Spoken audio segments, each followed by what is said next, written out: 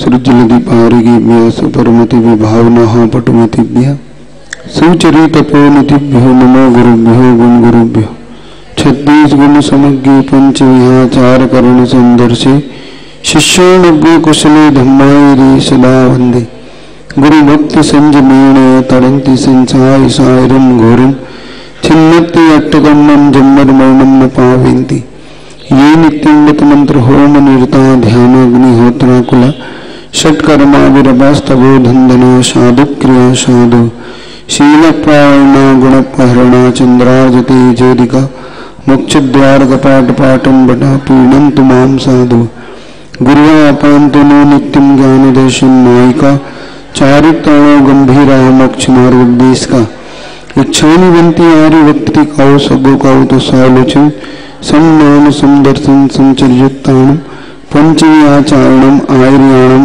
आयरादेशद मानवदीशाणम वोज्झाणम तीरगुणपान्द्रियाणम सौवसारणम स्याणचकालम अंचेनी पूजेनी वंदामि नोम स्वामी दुखको कमुखो बोहलाओ सुवेगुणम समाहिनम जीवन संपत्ति हो मज्ज मंगलाचरण निकालिए।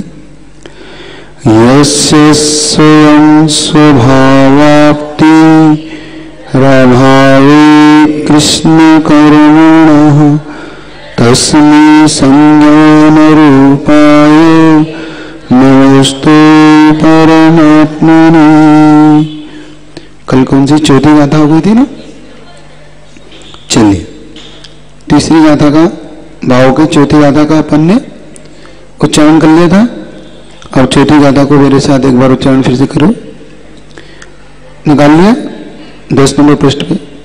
यत्र भावास्यं दत्ते द्योकी यद्दूरवर्तिनी यो नत्यासि गव्युक्तिं कोशार्दे किं ससीदति।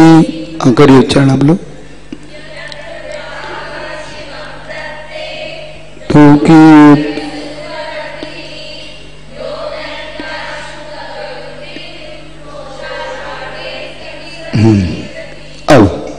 अब यहां पर कल अपन ने समझा जो व्रत लेकर स्वर्ग जाता है वो अच्छा है, जो बिना व्रतों के नरक चला जाता है असंयम के कारण से। तब उन्होंने शंका का निराकरण आचार्य ने शंका उत्पन्न की कि किस प्रकार से स्वर्ग मिलता है। जब मोक्ष के लिए प्रयोजन किया जाता है तो उससे स्वर्ग कैसे मिलेगा? तो उसके लिए उदाहरण देते हुए अब स्वयं खोल रहे, स्वयं उदाहरण देते हुए बता रहे हैं कि किस प्रकार से वह नरकों से बचता है तो स्वर्ग कैसे मिलता है। अब जब प्रश्न ये खड़ा हुआ कि जब प्रयोजन मोक्ष ही है तो आप स्वर्ग को क्यों प्रयोजन भूत बनाते हैं, या स्वर्ग कैसे मिल सकता है जब हम मोक्ष के लिए आचरण कर रहे हैं। जैसे किसी ने प्रश्न किया था, बहुत अच्छा प्रश्न था, महाराज नमोकार मंत्र तो संसार के लिए नाश का हेतु है कि संसार को बढ़ाने वाला है? क्या है नमोकार मंत्र से संसार का नाश होता है कि संसार बढ़ता है? क्या होता है? बढ़ता है संसार? नहीं, अब संसार का नाश देखा जाता है नमोकार मंत्र के माध्यम से। तो लेकिन तो किसी ने पूछा फिर महाराज जो लोग ये कहते हैं कि नमोकार मंत्र की माला फेरो जिससे आपको पुण्य बढ़ेगा, जिससे आपका परिवार सुखी रहेगा, आपका घर मिलेगा, अच्छी गाड़ियां मिलेंगी, सब कुछ मिलेगा, तो अब ये तो संसार बढ़ाने वाला हो गया। गाड़ी है, परिवार है, घर है, दुकान है, अगर नमोकार मंत्र से ये प्राप्त होता है तो संसार के बढ़ाने का हेतु है। और आपने तो कहा था कि संसार के नाश का हेतु है, तो जो वस्तु नाश का हेतु हो सकती है वो संसार को बढ़ाने का हेतु कैसे हो सकती है? या फिर ये तो एक चीज गलत है या एक चीज गलत है। तो यही प्रश्न इसी गाथा में है कि जो आपने कहा कि प्रयोजन भूत तो मोक्ष है, तो जिस वस्तु से मोक्ष मिलता है उसे स्वर्ग क्यों, स्वर्ग की प्राप्ति कैसे? ये उसी प्रश्न का उत्तर पूज्यपाद महाराज अपनी इस गाथा के माध्यम से आपके तक दे रहे। उन्होंने, आप इनकी गाथाओं को देखेंगे तो इसमें दो चीज मिलेगी आपको, बड़ी गौर से आप देखना। एक मिलेगा दृष्टांत, एक मिलेगा द्राष्टांत। दो चीज होती है। दृष्टांत का मतलब होता है उदाहरण, और द्राष्टांत का मतलब होता है जिस वस्तु के लिए उदाहरण दिया गया। जैसे समझने की दृष्टि से आप कहते हैं कि भाई ये व्यक्ति का गुस्सा कहता है कैसा है, इनका गुस्सा तो भैया अग्नि से भी तेज है। कैसा है इनका गुस्सा? आग से भी तेज। अब दृष्टांत किसका दिया? अग्नि का। और किसके लिए दिया? क्रोध के लिए, गुस्से के लिए। तो गुस्सा हो गया दृष्टांत, अग्नि दृष्टांत, अग्नि हो गया उसके लिए उदाहरण। तो ऐसे ही आचार्य महाराज आपको समझाने की दृष्टि से दृष्टांत भी देंगे और उस दृष्टांत से आपको दृष्टांत तक पहुंचाने का प्रयत्न भी करेंगे। तो आचार्य महाराज ने दृष्टांत के रूप में हमें किसी व्यक्ति को, ऐसे व्यक्ति को रखा जो किसी भारी वस्तु को लेके 2, 5, 10 किलोमीटर चल सकता है। तो क्या वो व्यक्ति उसी वस्तु को लेके क्या 100 कदम, 500 मीटर, 200 मीटर नहीं चल सकता? चल सकता है। तो ये हो गया दृष्टांत। अब दृष्टांत क्या था कि जिससे हमें मोक्ष की प्राप्ति हो सकती है, क्या उससे हमें स्वर्ग की प्राप्ति नहीं हो सकती? ये उसका दृष्टांत था। तो आपको दृष्टांत समझ में आ गई? दृष्टांत का मतलब क्या हुआ? जो हमारा मुख्य लक्ष्य, जिसको हम पाना चाहते हैं, वो लक्ष्य हमारा दृष्टांत है, और उसको पाने के लिए जो उदाहरण दिया जाता है समझाने के लिए, जो हम समझना चाहते हैं वो तो हो गया दृष्टांत, जिससे समझाया जाता है वो दृष्टांत। अब तो आगे समझिए। आप कभी गणित पढ़ा होगा तो देखो, गणित में आपके ये चीज आती है, वो पूछते हैं कि 10 व्यक्तियों के द्वारा ये काम 5 दिन में किया जाता है, तो वही काम एक व्यक्ति के द्वारा कितने दिन में किया जाएगा? तो ये ऊपर नीचे चूंकि जमाते हैं आप, चूंकि इतने व्यक्तियों के द्वारा ये काम इतने दिन में किया जाता है, इसलिए इस व्यक्ति के द्वारा ये काम इतने दिन में किया जाएगा, जमाते हैं ना। तो ये वही पद्धति है कि उसको समझाने के लिए आप उससे समझते हैं, इसलिए आप आगे समझे। होगी क्लियर? ठीक, अब चलते। तो यत्र का मतलब हुआ जहां जिन भावों से शिवम दत्ते, जिनसे मोक्ष की प्राप्ति होती है, शिव की प्राप्ति होती है। दो कियत, दो का मतलब होता है स्वर्ग, कियत यानी कितनी, दूरवर्तनी, उसके लिए स्वर्ग कितना दूर है। जिनके लिए मोक्ष की प्राप्ति का जो साधन है, उस साधन से स्वर्ग मिलना कितनी दूर है, उनके लिए तो बहुत सरल है। जैसे कि जो व्यक्ति एक बार में 100 गिनती बोल देता हो, मान लो 1 मिनट के अंदर 100 गिनती बोल लेता हो, उसके लिए 10 गिनती बोलना क्यों बहुत भारी काम है। जो व्यक्ति हजारों के जोड़ लगा लेता हो, करोड़ों का जोड़ मिनटों में लगा लेता हो, उसके लिए 2 और 2 4 बहुत घंटों लगेंगे। जो व्यक्ति करोड़ों का जोड़ लगा लेता हो मिनटों में, उसको आप संख्या दे दो, फटाफट फटाफट जोड़ लगा के बिल्कुल स्पष्ट दे देता है और सही होता है। तो उस व्यक्ति के लिए भाई 2 और 2 कितना होता बताना, तो घंटों लगाएगा वो, नहीं ना। ऐसे ही जिस से मोक्ष मिल जाती जिन भावों से, उन भावों से स्वर्ग मिलना कोई भी कठिन कार्य नहीं है। अब यो नत्यासु गव्युतिम, जो शीघ्र ही व्यक्ति आशु नैति जाता है, क्या ले जाता है? 2 कोष। तो 2 कोष तक जो वस्तु ले जाता है, उसके लिए 2, 10, 20 कदम उस वस्तु को ले जाना कोई भी मुश्किल कार्य नहीं है। ये यहां पर उन्होंने कहा। ये किस लिए कहा उन्होंने? ये इसलिए हम लोग को एक शिक्षा देना चाहिए आचार्य पूज्यपाद स्वामी ने, कि हम लोग किसका हमारे लिए प्रयोजन भूत क्या करना चाहिए हमें। हम दो कार्य हमारे सामने होते हैं। देखो, एक चीज है कि हम भगवान की भक्ति से कुछ मांग ले, एक चीज है भगवान की भक्ति करो कुछ ना मांगे। क्या? दोनों ही स्थिति में हमें वस्तु मिलना है। हम मांगते हैं तो भी हमें वस्तु मिलना है और नहीं मांगते तो भी हमें वस्तु की प्राप्ति तो होना है, क्योंकि भक्ति का फल ही यही है। भक्ति का फल क्या है? आपको पुण्य का संचय, और पुण्य संचय से आपको नियम से वो वस्तु मिलेगी, चाहे आप मांगो चाहे ना मांगो।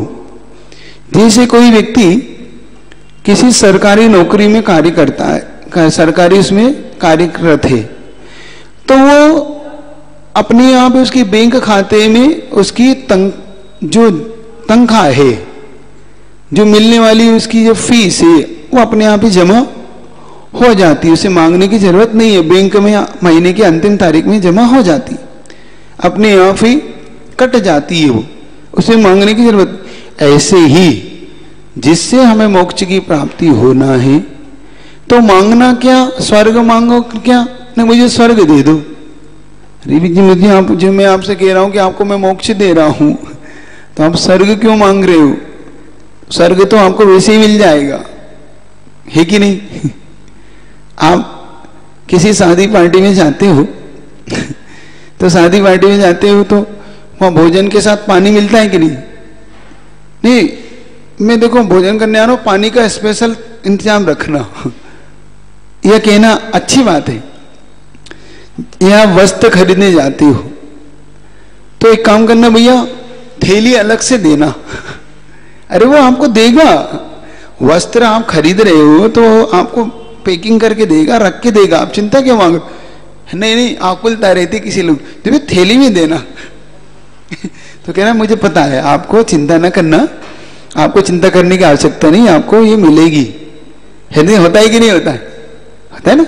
ऐसे ये वही कहना चाह रहे कि हमें संसारिक दशा में हम लोग बहुत जल्दी जब घबरा जाते हैं, तो हम जब घबरा जाते तो हम क्या करते हैं? बहुत जल्दी भगवान के पास मांगने पहुंच जाते हैं।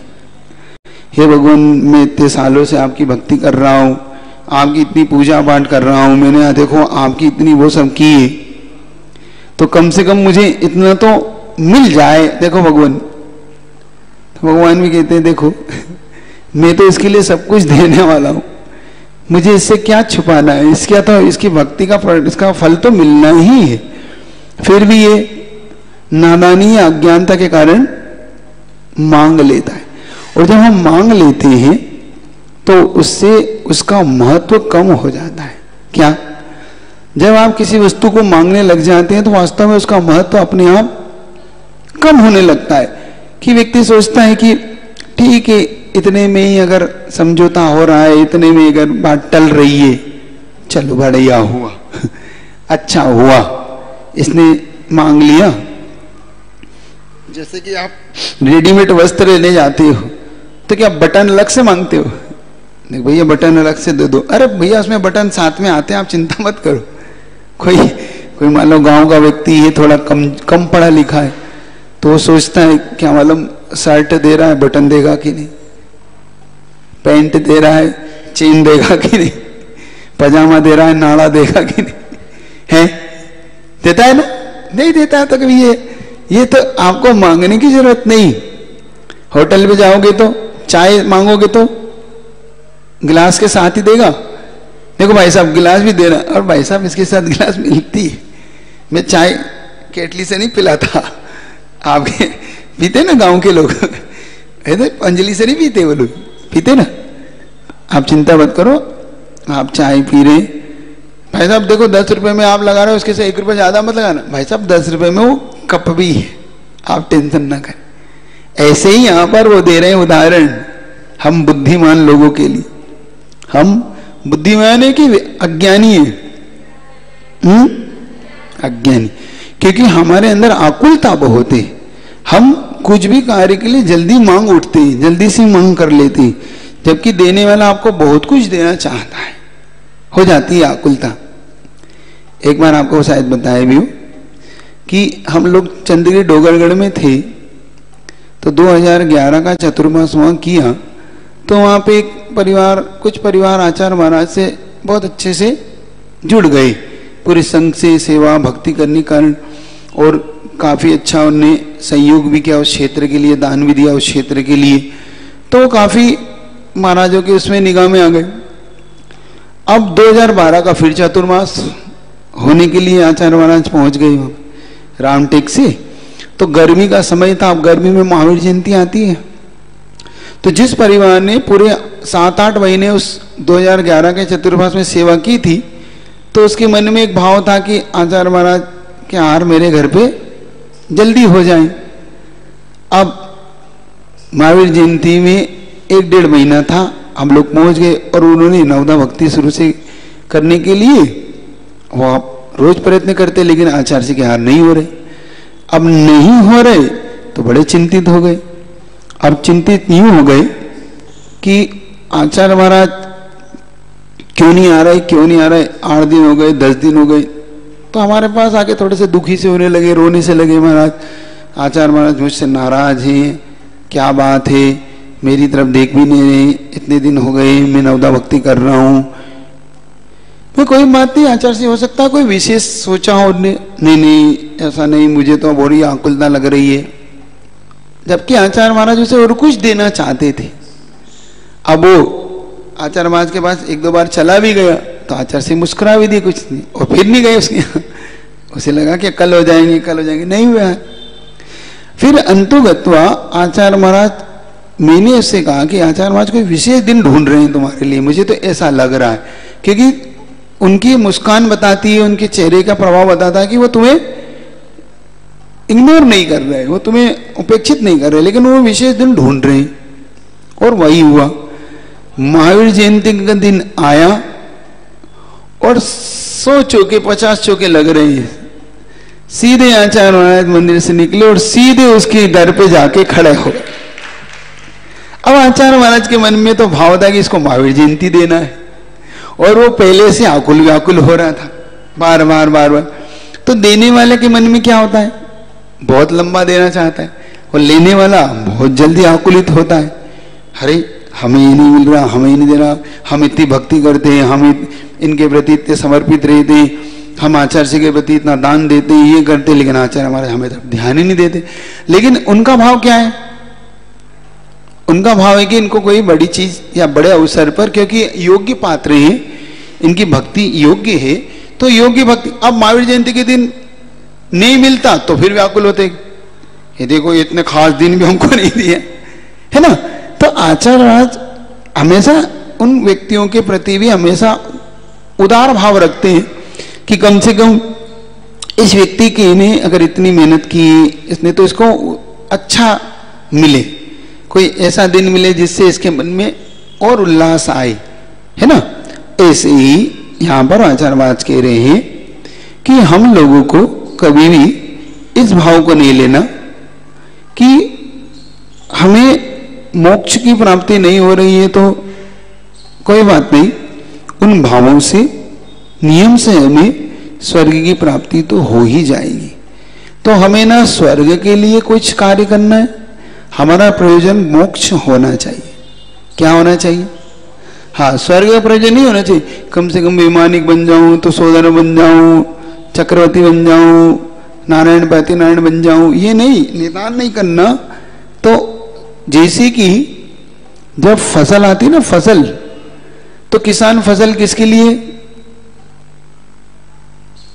लिए करता है किसान फसल, घास के लिए, चारे के लिए, किसके लिए, अनाज के लिए। जब अनाज के लिए फसल को उगाता है, प्रयत्न करता है, कृषि कार्य करता है, तो उसे स्वयं अपने आप ही घास तो मिल ही जाता है। तो आप लोग को ये ध्यान रखना है कि फसल हमें घास के लिए नहीं करना है ना, भूसे के लिए नहीं करना, हमें फसल उगाना है धान के लिए। भूसा तो अपने आप निकल के आ जाएगा। तो आचार्य महाराज हमें निदान बल से बचाने के लिए हमें किसी भी चीज की मांग के लिए, बचाने के लिए ये प्रयत्न किया जा रहा है यहाँ पर। तो अब आचार्य महाराज की उस हिंदी को पढ़ ले। जिन भावों के नियम रूप ले मिलता है जब शिवपुर है, उन भावों से भला बता दो क्या न मिलता सुरपुर है। द्रुत गति से हो वहां यात्रा कई योजनों की करता, अर्ध कोस की यात्रा करने में भी वह क्या डरता है। मतलब वो जब किलोमीटरों की यात्रा कर जाता है तो क्या आधा किलोमीटर की यात्रा के लिए वो डरता है? नहीं डरता ना। तो आचार्य महाराज कह रहे हैं कि जिन चीजों से हमें उत्तम वस्तु प्राप्त हो सकती है, उनसे हमें उससे छोटी वस्तु प्राप्त हो सकती है। लेकिन एक और चीज पे हमें सावधानी रखना है, ये एकांत नियम नहीं बनाना कि जिससे जो प्राप्त हो उससे वैसा ही हो, ठीक है ना। क्योंकि एकांत नियम बनाने से गड़बड़ हो सकता है। जैसे अब किसी व्यक्ति को मान लो दूर का दिखता हो तो उसे पास का भी दिखेगा, कोई नियम नहीं है। दूर का बहुत अच्छा दिखे लेकिन पास का नहीं दिखे, और जिसको पास का दिखता हो उसे, तो ये कोई एकांत नियम नहीं कि वो दूर का, इतनी बड़ी दूर का दिख रहा तो वहां से पास का भी दिखेगा उसे, ये कोई एकांत नियम नहीं। जो व्यक्ति बहुत गरिष्ठ पचा लेता हो, जरूरी नहीं कि उसके लिए सामान्य चीज पच जाए, नहीं पचे, उसे भारी चीज पचती है लेकिन हल्की चीज नहीं पचती, और जो हल्की पचा लेता है वो भारी। तो ऐसा कोई एकांत नियम नहीं कि इसके होने पर यही हो। अब मान लो अब्राहम लिंकन था, अब्राहम लिंकन था, अब वो सारे चुनाव हार गया, जिंदगी में जितनी चीज सब हार गया, लेकिन राष्ट्रपति का चुनाव जीत गया।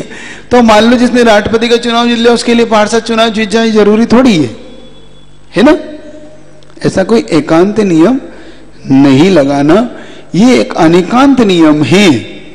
मतलब सिर्फ समझाने की दृष्टि से कुछ नियम लगते हैं, कुछ नहीं लगते, इस बात को समझना इस गाथा से आपको विशेष तौर से है कि हमें किस चीज की प्राप्ति से क्या चीज प्राप्त हो सकती है और किसकी प्राप्ति से हमें क्या प्राप्त नहीं हो सकता। जरूरी नहीं है कि हमें मोक्ष की प्राप्ति हो तो स्वर्ग की प्राप्ति भी हो, ऐसा नहीं है। कुछ जीव होते हैं सीधे मोक्ष चले जाते हैं, नहीं उन्हें स्वर्ग की प्राप्ति क्योंकि उनकी साधना से, तो ऐसा।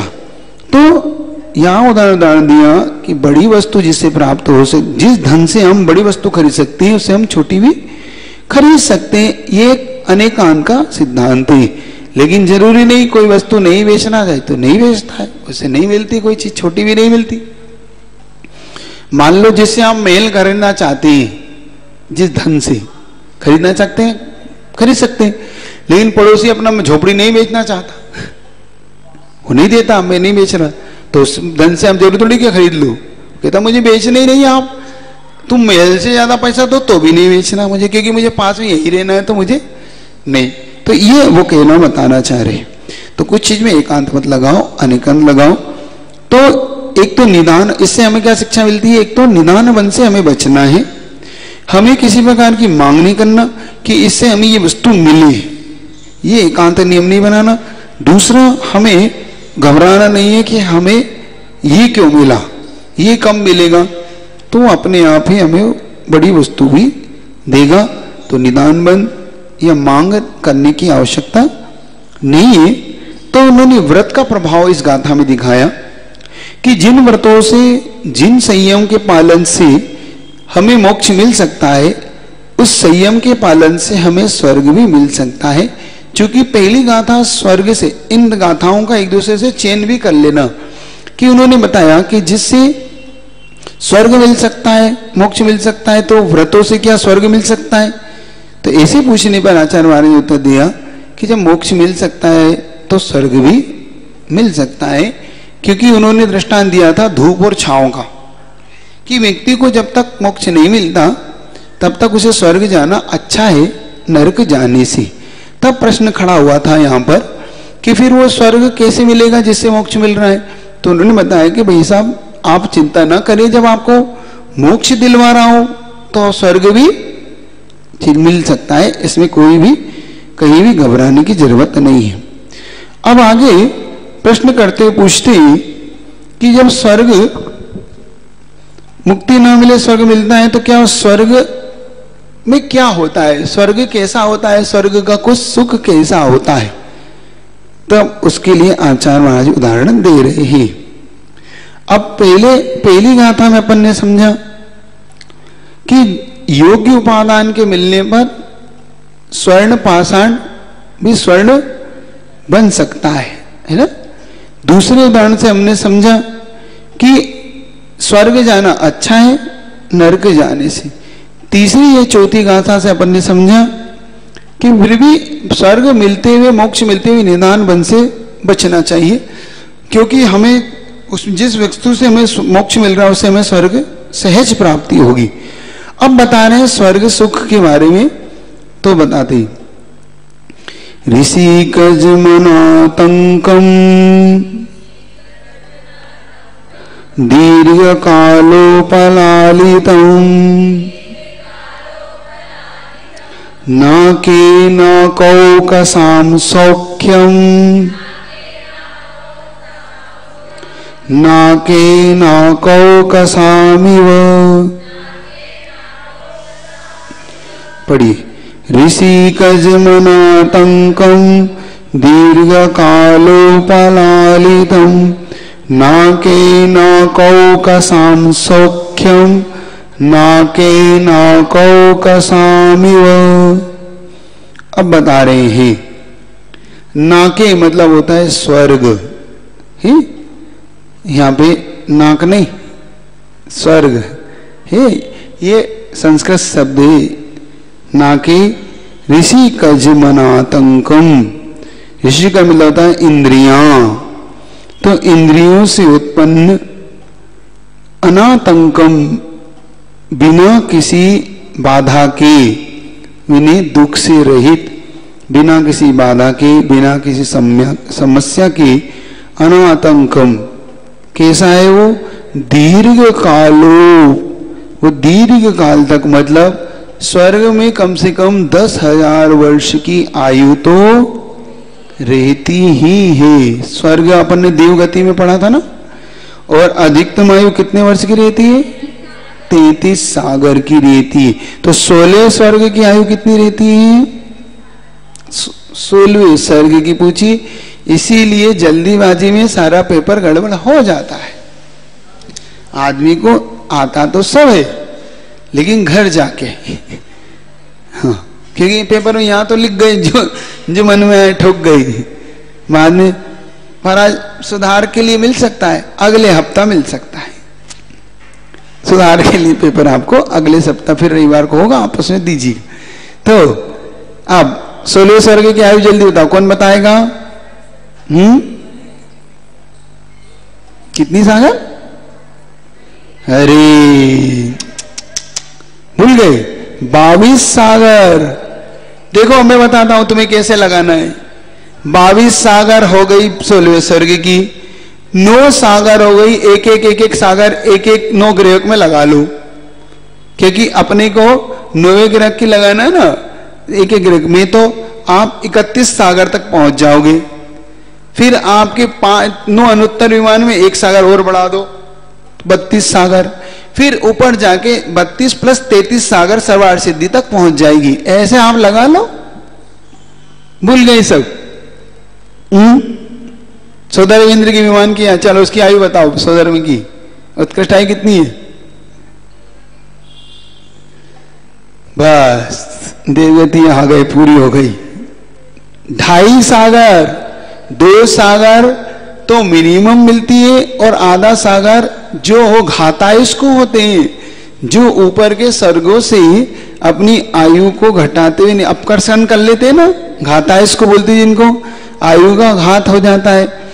जब वो ऊपर मान लो 5वें स्वर्ग, 4थे स्वर्ग, 16वें स्वर्ग की आयु बांधी थी, और किसी कारण से उसकी आयु घट गई, नीचे की स्वर्ग में आ गया, उसकी लेस्या इत्यादि बिगड़ गई, अंत में कसा इत्यादि की उत्पत्ति हो गई, तो उसने अपनी आयु का घात कर लिया।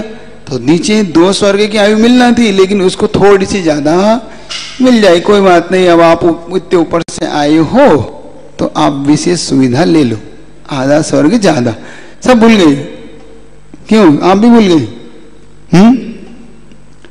अच्छा, ये जो मिनिमम 10,000 वर्ष की आयु, ये कौन से स्वर्ग की? जल्दी बताओ जरा, आप सुन में समझ तो लू। कौन से स्वर्ग की है? ये भवनित्रिक में है। कहा? सब आगे आगे पहाड़ी ठोरा है, सब गड़बड़ कर रहे। और ये कौन पाता है? चलो ये बताओ अब जल्दी से, ये कौन 10,000 मिनिमम है, कौन पाता है? असंगी पंचेंद्री को मिलती है। अच्छा, सब आगे पाठ 60 पाठ हो रहा है, फिर से देवगति लगाना पड़ेगी लगता है। चारों गति फिर से पढ़ाना पड़ेगी। जाना तो व्रत नियम तो लो, तब तो जा पाओगे। 2 प्रतिमा के व्रत धारण करो, अब तो कुआं भी बन गया। ले लो 2 प्रतिमा का नियम, ठीक है। अच्छा दिन है आज, पंचमी है, ठीक है। अरे देखो लोग ताली बजा रहे, परिवार के लोग भी बजा रहे। गर्दन नहीं ले, बुढ़ापे में हिलेगी, कोई बात बिना उसके भी हिलेगी बुढ़ापे में। तो फिर ऐसी चिंता मत करो। फिर तुम रोकना भी चाहोगे तो भी नहीं रुकेगी, वो हिलती रहेगी, टेंशन मत कर। हमारे कहने से मत हिलाओ, कर्म को कहने से हिलाना। चलिएगा, तो ऋषि का जन्म, ऋषि का मतलब इंद्रिय सुख जो स्वर्ग में है, बिना दुख से, मतलब दुख से रही थी, क्योंकि वहां पर जो अणिमा, महिमा, गरिमा, लग्मी जो 8 रिद्धियां हैं, उन रिद्धियों के कारण उन देवों के लिए सुख की प्राप्ति होती रहती है उन रिद्धियों के माध्यम से। और उनका वैकृत शरीर होने से उन्हें किसी प्रकार का रोग कष्ट भी नहीं होता, क्योंकि उनका विक्रय शुभ है कि अशुभ? अब ये तो बता दो। शुभ। अशुभ किसका होता है? नारकियों का अशुभ वैकृत शरीर होता है और देवों का शुभ वैकृत शरीर होता है। इसलिए नाके, लेकिन फिर भी वो कह रहे हैं दीर्घ काल तक रहता है। अब उन्होंने पूछा, फिर भी समझ में नहीं आया महाराज, स्वर्ग सुख फिर भी समझ में नहीं आया, तो फिर उन्होंने उत्तर दे दिया, नाके नाको का साम सौख्यम, नाके नाको का सामिव, स्वर्ग का सुख स्वर्ग जैसा है। क्या उत्तर दिया आचार्य महाराज ने? स्वर्ग का सुख स्वर्ग की जैसा ही है। अब चलो आप लोग बता दो, मीठा कैसा है? नहीं, कोई उसका कोई वर्णन तो करो मीठे का। मीठा ऐसा होता है, मीठा बताओ तो। तो मरे बिना मतलब स्वर्ग नहीं मिलता, मतलब स्वर्ग पाए बिना स्वर्ग सुख समझ में नहीं आ सकता। जैसे मीठा खाए बगैर मीठे का अनुभव बताया नहीं जा सकता। बस मीठा कैसा है? मीठा जैसा है। अरे कुछ तो बोलो, कह तो दिया मीठा जैसा है, और क्या? अच्छा लग रहा है। अरे अच्छा तो लग रहा है आपने बोले, लेकिन मीठे का तो वर्णन करो। अच्छा तो बहुत सी चीजों में अच्छा लगता है, कपड़े अच्छे मिल जाए तो अच्छा लगता है, अच्छे सोने के बिस्तर मिल जाए तो, अच्छा देखने को मिल जाए, अच्छा सुनने को मिल जाए तो अच्छा लगता है। ये अच्छा क्या? अच्छा अच्छा जैसा। स्वर्ग का सुख क्या? स्वर्ग जैसा। इसीलिए आपके लिए स्वर्ग। बाकी कल इसको अपन स्वर्गों के बारे में विशेष वर्णन को कल समझेंगे। आपके क्लास का समय हो गया, ठीक है। किसी को कुछ पूछना तो नहीं है आप लोगों को?